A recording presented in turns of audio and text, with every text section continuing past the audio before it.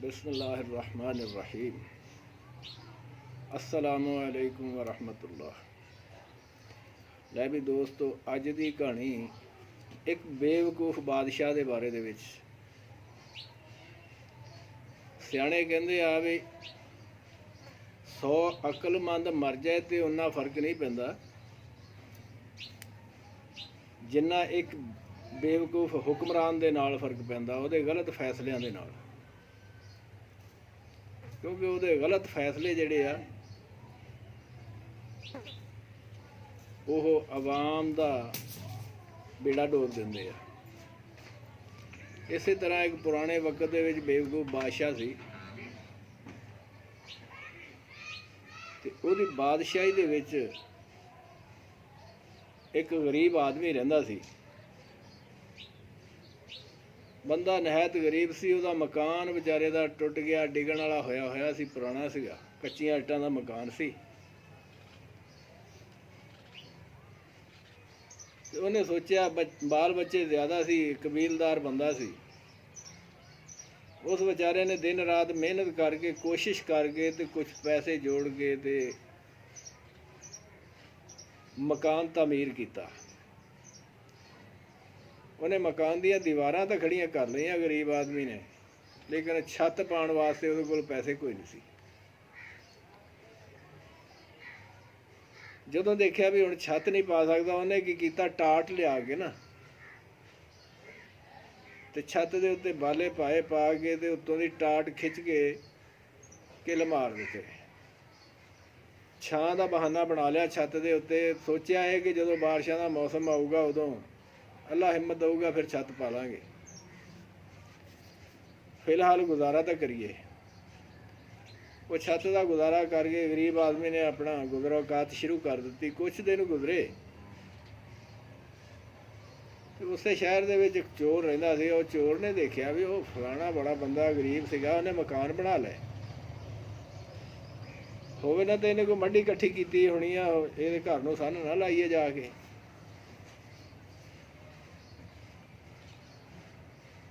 चोर आया रात नूं घर दे विच आके ते कोठे ते चढ़ गया। कोठे ते चढ़ के ते उन्हें कहा भी उत्तों छत पटदा ते अंदर जाके दी मड्डी लुटदा। जदों 2 कदम वो छत दे उत्ते टुरिया ना ते टाट जिहड़ा सी फटिया ते थल्ले डिग पिया। चोर जदों धड़ल करदा थल्ले आया ते अगे वो बेचारा गरीब आदमी पिया सी, उहदे मंजे दे उत्ते डिग्या। उहदे उत्ते डिग्या ते वो डर के वो भड़वाया उठिया। उन्हें उठ के तो चोर नूं फड़न की कोशिश की। हुण अंदर हनेरा सी, उन्हें बड़ी कोशिश की, लेकिन चोर जिहड़ा तैयार सीगा वो सुत्ता उठिया सी घर वाला। उन्हें कोशिश के बावजूद उन्होंने ना फड़ सकिया। चोर दौड़ गया, लेकिन उस गरीब चोर दे सट्टां लग गई। चोर ने की कीता, दिन चढ़िया तो बादशाह की कचहरी चलिया गया। उन्हें कहा बादशाह नूं मैं जाके शिकायत लाउणा भी मैं जो चोरी करन गया इन्हें टाट की छत क्यों पाई। तो बादशाह नूं कह के इनू मैं फाहे लवाउणा। ये तो गल कर, मैं इहदी मंजी ते डिग गया, जे मैं डिगदा आसे पासे तो मेरियां लत्तां टुट जाणियां सी। वो बेवकूफ बादशाह सी। वो चोर ने जाके बादशाह दे विच शिकायत लाती। बादशाह दे अगे अर्ज करदा, बादशाह सलाम मैं एक शिकायत लैके आया। कहंदा भी बोल। कहंदा फलाना फलाना बंदा वो नहायत गरीब सी ते उहदे कोल पैसे आ गया, उन्हें मकान बनाए आ ते उत्ते छत जिहड़ी आ टाट दी पाई आ। टाट उन्हें हल्के पाया। कहंदा मैं गया सी रात चोरी करन, जदों कहंदा उहदी छत ते चढ़िया तो मैं थल्ले डिग पिया। मेरी कहंदा किस्मत चंगी, मैं कहंदा उहदे मंजे ते डिग गया, जे थल्ले डिगदा मेरियां लत्तां टुट जाणियां सी। मेरा मुतालबा यह है कि उन्होंने सद के फांसी दवाई जाए, फांसी दित्ती जाए। उन्हें टाट हल्के क्यों पाए। बादशाह कहंदा ठीक है। उन्हें अपने बंदे भेज दिते, जाओ भी लियाओ फड़ के उन्होंने। वो फड़ के लिया तो बादशाह ने पुछया नहीं, दसिया नहीं, कहंदा चलो इनू फांसी दे दिओ। वो गरीब आदमी ने जो फांसी के घाट की तरफ लैके चले तो वह कह लगा भी ये की होया, ना पुछया बादशाह ने ना दसिया। हुण सोचदा वो कहंदा भी ਇਹਦਾ कोई हल कढ़िए। बादशाह बेवकूफ है, इन्हें तो फाहे लवा देना मैनू। ते उन्हें देख लिया ਉਸ ਮਾਲਕ ਮਕਾਨ ਨੇ ਉਹ ਚੋਰ ਨੂੰ ਉੱਥੇ ਖੜਿਆਂ ਦੇਖ ਲਿਆ। ਚੋਰ ਸੀ ਤਾਂ ਲੰਬੇ ਕੱਦ ਦਾ। ਜਦ ਚੋਰ ਨੂੰ ਖੜਿਆਂ ਦੇਖਿਆ ਤਾਂ ਉਹ ਸਮਝ ਗਿਆ ਵੀ ਇਹਨੇ ਮੇਰੇ ਵਾਸਤੇ ਕੋਈ ਸ਼ਿਕਾਇਤ ਲਾਈ ਹੈ, ਤਾਂ ਬਾਦਸ਼ਾਹ ਮੈਨੂੰ ਫਾਹੇ ਲਾਉਣ ਲੱਗਿਆ। ਉਹ ਜਲਾਦਾਂ ਨੂੰ ਕਹਿਣ ਲੱਗਾ, ਕਹਿੰਦਾ ਵੀ ਇੱਕ ਵਾਰੀ ਮੇਰੇ ਆਖਰੀ ਖਾਹਿਸ਼ ਹੈ, ਕਹਿੰਦਾ ਉਹ ਬਾਦਸ਼ਾਹ ਦੇ ਪੇਸ਼ ਕਰਨੀ ਚਾਹੁੰਦਾ। ਉਹਨਾਂ ਨੇ ਪੇਸ਼ ਕੀਤਾ ਬਾਦਸ਼ਾਹ ਦੇ। ਕਹਿੰਦਾ ਬਾਦਸ਼ਾਹ ਕਹਿੰਦਾ ਹਾਂ ਭਾਈ, ਕਹਿੰਦਾ ਜੀ ਆਖਰੀ ਖਾਹਿਸ਼। ਕਹਿੰਦਾ ਦੱਸ। ਬਾਦਸ਼ਾਹ ਸਲਾਮਤ, ਮੇਰਾ ਇਹਦੇ 'ਚ ਕੀ ਕਸੂਰ ਆ? ਕਹਿੰਦਾ ਮੈਂ ਤਾਂ ਮਿਸਤਰੀ ਨੂੰ ਮਕਾਨ ਬਣਾਉਣ ਦਾ ਆਖਿਆ ਸੀਗਾ। ਮਿਸਤਰੀ ਨੇ ਕਹਿੰਦਾ ਛੱਤ ਕਹਿੰਦਾ ਇਹ ਚੰਗੀ ਹੰਢਦੀ ਆ। ਮੈਂ ਵੀ ਇਤਬਾਰ ਕਰ ਲਿਆ, ਉਹਨੇ ਲਿਆ ਗਿਆ, ਉਹਨੇ ਪਾ ਦਿੱਤੀ ਛੱਤ। ਇਹ ਮੈਂ ਕਬੂਲ ਕਰ ਲਈ। ਹੁਣ ਮੈਨੂੰ ਕੀ ਪਤਾ ਸੀਗਾ? ਅੱਛਾ ਕਹਿੰਦਾ ਬੇਵਕੂਫ ਬਾਦਸ਼ਾਹ ਸੀ। ਕਹਿੰਦਾ ਇਹਨੂੰ ਛੱਡ ਦਿਓ, ਮਿਸਤਰੀ ਨੂੰ ਲਿਆ ਕੇ ਫਾਹੇ ਲਾ ਦਿਓ। ਬੰਦੇ ਭੇਜੇ, ਉਹ ਮਿਸਤਰੀ ਨੂੰ ਫੜ ਲਿਆਂਦਾ। ਹਾਂ ਬਈ ਆ ਬੰਦੇ ਦੀ ਛੱਤ ਮਕਾਨ ਦੀ ਤੂੰ ਪਾਈ ਸੀ? ਕਹਿੰਦਾ ਹਾਂਜੀ, ਮਕਾਨ ਵੀ ਮੈਂ ਬਣਾਇਆ, ਛੱਤ ਵੀ ਮੈਂ ਪਾਈ ਹੈ। ਚਲੋ ਕਹਿੰਦਾ ਇਹਨੂੰ ਫਾਹੇ ਲਾਓ ਫੜ ਕੇ। ਇੰਨੀ ਮਾੜੀ ਛੱਤ ਕਿਉਂ ਪਾਈ? ਜਦੋਂ ਉਹਨੂੰ ਫਾਂਸੀ ਘਾਟ ਦੀ ਤਰਫ ਲੈ ਕੇ ਚੱਲੇ ਤਾਂ ਉਹ ਕਹਿੰਦਾ ਵੀ ਬੰਦੇ ਉਹ ਖੁਦਾ ਦਿਓ, ਕੋਈ ਬਾਦਸ਼ਾਹ ਆਖਰੀ ਖਾਹਿਸ਼ ਨਹੀਂ ਪੁੱਛਦਾ। ਇਹ ਉਹ ਨਹੀਂ ਪੁੱਛਦਾ, ਤੁਹਾਨੂੰ ਆਪੇ ਦੱਸਣੀ ਪੈਣੀ ਆ। ਚਲੋ ਕਹਿੰਦਾ ਮੇਰੀ ਇੱਕ ਆਖਰੀ ਖਾਹਿਸ਼ ਆ। ਫਿਰ ਇਹ ਕੀ? ਉਹਨਾਂ ਨੇ ਬਾਦਸ਼ਾਹ ਦੇ ਪੇਸ਼ ਕੀਤਾ। ਬਾਦਸ਼ਾਹ ਕਹਿੰਦਾ ਇਹਨੂੰ ਲੈ ਮੋੜ ਕੇ ਕਹਿੰਦਾ ਜੀ ਆਖਰੀ ਖਾਹਿਸ਼ ਦੱਸਣੀ ਚਾਹੁੰਦਾ। ਹਾਂ ਬਈ ਦੱਸ ਕੀ ਆ? ਕਹਿੰਦਾ ਬਾਦਸ਼ਾਹ ਸਲਾਮਤ, ਮੇਰਾ ਇਹਦੇ 'ਚ ਕੀ ਕਸੂਰ ਆ? ਕਹਿੰਦਾ ਟਾਟ ਹੀ ਉਹ ਕੰਜਰ ਨੇ ਹਲਕੇ ਬਣਾਏ ਸੀ। ਜਿਹਦੇ ਕੋਲੋਂ ਇਹ ਟਾਟ ਲੈ ਕੇ ਆਇਆ ਨਾ, ਕਹਿੰਦਾ ਉਹ ਟਾਟ ਹਲਕੇ ਬਣੇ ਹੋਏ ਸੀ, ਵਿਰਲੇ ਬਹੁਤ ਸੀ। ਕਹਿੰਦਾ ਇਹ ਨਾ ਹਲਕੇ ਹੁੰਦੇ ਤੇ ਨਾ ਉਹ ਬੰਦਾ ਥੱਲੇ ਡਿੱਗਦਾ। ਅੱਛਾ ਕਹਿੰਦਾ ਚਲੋ, ਕਹਿੰਦਾ ਇਹਨੂੰ ਛੱਡ ਦਿਓ, ਟਾਟ ਬਣਾਉਣ ਵਾਲੇ ਨੂੰ ਲਿਆਓ ਫੜ ਕੇ। ਬੇਵਕੂਫ ਬਾਦਸ਼ਾਹ ਨੇ ਹੁਕਮ ਦਿੱਤਾ। ਉਹ ਚਲੇ ਗਏ, ਜਾ ਕੇ ਉਸ ਟਾਟ ਬਣਾਉਣ ਵਾਲੇ ਨੂੰ ਲੈ ਆਏ। ਉਹਨੂੰ ਲਿਆਏ, ਉਹਨੂੰ ਜਾ ਕੇ ਲਿਆ ਕੇ ਕਹਾਣੀ ਦੱਸੀ ਵੀ ਐਵੇਂ ਐਵੇਂ ਟਾਟ ਤੂੰ ਬਣਾਏ ਸੀ, ਤੇਰੇ ਕੋਲੋਂ ਲਿਆਏ। ਕਹਿੰਦਾ ਹਾਂਜੀ ਅਲਹਮਦੁਲਿਲਾ ਮੈਂ ਹੀ ਬਣਾਉਣਾ। ਕਹਿੰਦਾ ਮੈਂ ਬੜਾ ਚੰਗਾ ਟਾਟਾਂ ਦਾ ਕੰਮ ਕਰਦਾ। ਕਹਿੰਦਾ ਚੰਗਾ ਕਰਦਾ, ਚਲੋ ਇਹਨੂੰ ਫਾਹੇ ਦਿਓ ਤੇ ਦਿਓ ਫਾਂਸੀ। ਕਹਿੰਦਾ ਇਹਨੂੰ ਬਾਦਸ਼ਾਹ ਨੇ ਜਦੋਂ ਆਖਿਆ ਤੇ ਉਹਦੀ ਫਿਫਰੀ ਕੰਬ ਗਈ। ਉਹ ਵਿਚਾਰੇ ਨੂੰ ਫੜ ਕੇ ਘਾਟ ਲੈ ਕੇ ਚੱਲੇ। ਉਹ ਕਹਿੰਦਾ ਕੀ ਹੋਣ ਲੱਗਿਆ ਮੇਰੇ ਨਾਲ? ਕਹਿੰਦੇ ਫਾਂਸੀ ਦੇਣ ਲੱਗੇ ਆ। ਉਹ ਕਹਿੰਦਾ ਮੇਰੀ ਵੀ ਕੋਈ ਗੱਲ ਸੁਣੋਗੇ? ਇਹ ਸੁਣਾ। ਉਹ ਕਹਿੰਦਾ ਮੇਰਾ ਕਸੂਰ ਕੋਈ ਨਹੀਂ, ਇਹ ਤੇਰਾ ਕਸੂਰ ਕੋਈ ਨਹੀਂ, ਤੇ ਉੱਥੇ ਬਾਦਸ਼ਾਹ ਨੂੰ ਦੱਸ। ਉਹਨੂੰ ਫੜ ਕੇ ਬਾਦਸ਼ਾਹ ਕੋਲ ਲਿਆਏ। ਫਿਰ ਵਾਪਸ ਬਾਦਸ਼ਾਹ ਸਲਾਮਤ ਇਹ ਵੀ ਆਖਰੀ ਖਾਹਿਸ਼ ਲੈ ਕੇ ਆਇਆ। ਕਹਿੰਦਾ ਹਾਂ ਬਈ ਕਿਹੜੀ ਆ? ਕਹਿੰਦਾ ਬਾਦਸ਼ਾਹ ਸਲਾਮਤ ਮੈਂ ਟਾਟ ਬਣਾਉਂਦਾ ਜ਼ਰੂਰ ਆ। ਮੈਂ ਟਾਟ ਬਣਾਉਣ ਡਿਆ ਸੀ ਬੈਠਾ, ਤੇ ਮੇਰੇ ਹਮਸਾਇਆਂ ਦਾ ਜਿਹੜਾ ਮੁੰਡਾ ਸੀ ਨਾ, ਉਹਨੇ ਰੱਖੇ ਸੀ ਕਬੂਤਰ,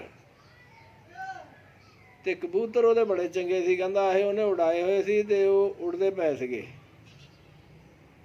ਮੇਰਾ ਧਿਆਨ ਚਲਾ ਗਿਆ ਕਬੂਤਰ ਹਾਲ, ਤੇ ਇਧਰੋਂ ਕਹਿੰਦਾ ਮੈਂ ਉਹ ਆਪਣੀ ਮਨਵੀ ਜੀ ਨਿਗਾਉਂਦਾ ਰਿਹਾ। ਤੰਦ ਕਹਿੰਦਾ ਵਿਰਲੇ ਹੋ ਗਏ, ਨਾ ਕਬੂਤਰ ਉੜਦੇ ਹੁੰਦੇ, ਨਾ ਮੈਂ ਉਹਨਾਂ ਨੂੰ ਦੇਖਦਾ, ਨਾ ਮੇਰਾ ਟਾਟ ਕਹਿੰਦਾ ਉੱਥੋਂ ਕਮਜ਼ੋਰ ਬਣਦਾ। ਉਹ ਉਨੀ ਜਗ੍ਹਾ ਤੋਂ ਟਾਟ ਮੇਰਾ ਵਿਰਲਾ ਰਹਿ ਗਿਆ, ਕਮਜ਼ੋਰ ਬਣਿਆ, ਤੇ ਤਾਂ ਬੰਦਾ ਵਿੱਚ ਡਿੱਗਿਆ। ਕਹਿੰਦਾ ਅੱਛਾ ਲਿਆਓ, ਕਹਿੰਦਾ ਇਹਦੇ ਹਮਸਾਏ ਨੂੰ, ਕਬੂਤਰਾਂ ਵਾਲੇ ਨੂੰ ਫੜ ਕੇ ਇਹਨੂੰ ਛੱਡ ਦਿਓ। ਉਹਦੀ ਜਾਨ ਛੁੱਟੀ। ਇੱਕ ਪਾਸੇ ਬਹਿੰਦੇ ਜਾਣ ਸਾਰੇ। ਉਹ ਜਦੋਂ ਕਬੂਤਰਾਂ ਵਾਲਾ ਫੜ ਕੇ ਲਿਆਂਦਾ ਸੀ, ਉਹ ਸੀਗਾ ਮਧਰੇ ਕੱਦ ਦਾ ਨਾ। ਆਹੋ ਕਬੂਤਰਾਂ ਵਾਲੇ ਨੂੰ ਫੜ ਕੇ ਲਿਆਂਦਾ ਜਦੋਂ, ਤੇ ਕਬੂਤਰਾਂ ਵਾਲਾ ਆ ਗਿਆ। ਕਬੂਤਰਾਂ ਵਾਲਾ ਆ ਕੇ ਕਹਿਣ ਲੱਗਾ ਵੀ ਹਾਂਜੀ ਮੈਨੂੰ ਕਿਉਂ ਸੱਦਿਆ? ਵਜ਼ੀਰ ਨੇ ਗੱਲ ਸੁਣਾਈ, ਬਾਦਸ਼ਾਹ ਨੇ ਗੱਲ ਸੁਣਾ।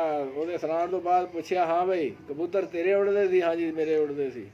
ਕਹਾਣੀ ਸੁਣ ਲਈ ਸਾਰੀ? ਹਾਂਜੀ ਕਹਾਣੀ ਸੁਣ ਲਈ। ਚਲੋ ਕਹਿੰਦਾ ਇਹਨੂੰ ਫੜੋ, ਫਾਂਸੀ ਦੇ ਦਿਓ।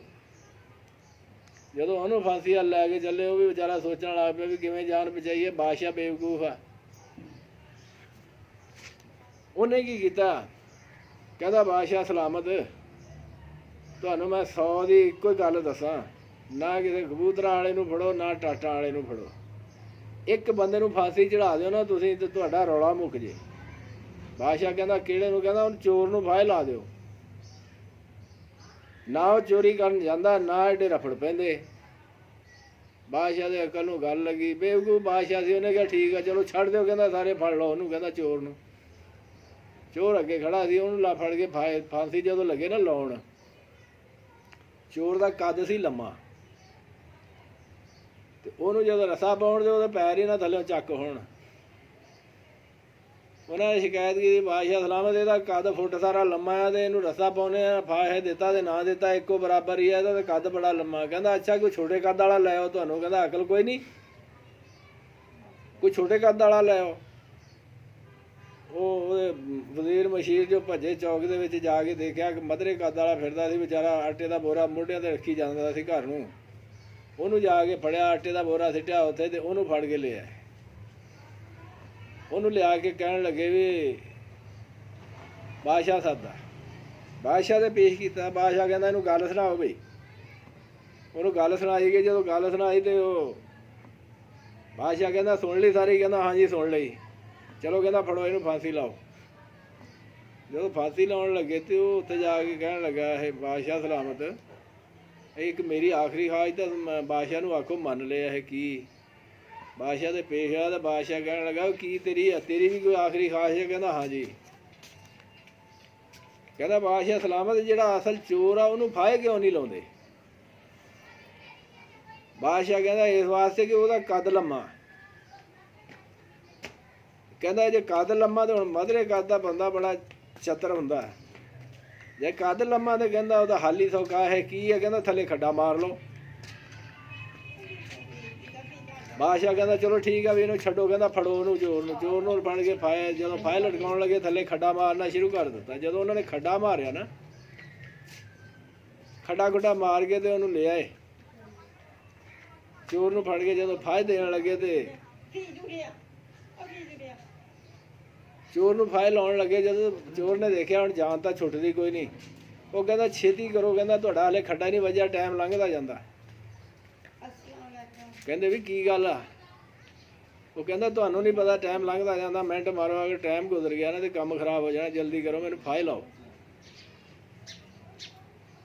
ਬਾਦਸ਼ਾਹ ਦੀ ਗੱਲ ਪੁੱਛੀ ਇਹ ਰੌਲਾ ਕੀ ਪੈ ਗਿਆ? ਬਾਦਸ਼ਾਹ ਕਹਿੰਦਾ ਵੀ ਮੈਨੂੰ ਦੱਸੋ ਕੀ ਗੱਲ ਆ ਇਹ? ਕਹਿੰਦਾ ਬਾਦਸ਼ਾਹ ਸਲਾਮਤ ਇਸ ਵੇਲੇ ਕਹਿੰਦਾ ਜੰਨਤ ਦਾ ਜਿਹੜਾ ਬਾਦਸ਼ਾਹ ਸੀ ਨਾ, ਕਹਿੰਦਾ ਉਹ ਮਰ ਗਿਆ ਤੇ ਉਹ ਤਖਤ ਹੋ ਗਿਆ ਖਾਲੀ।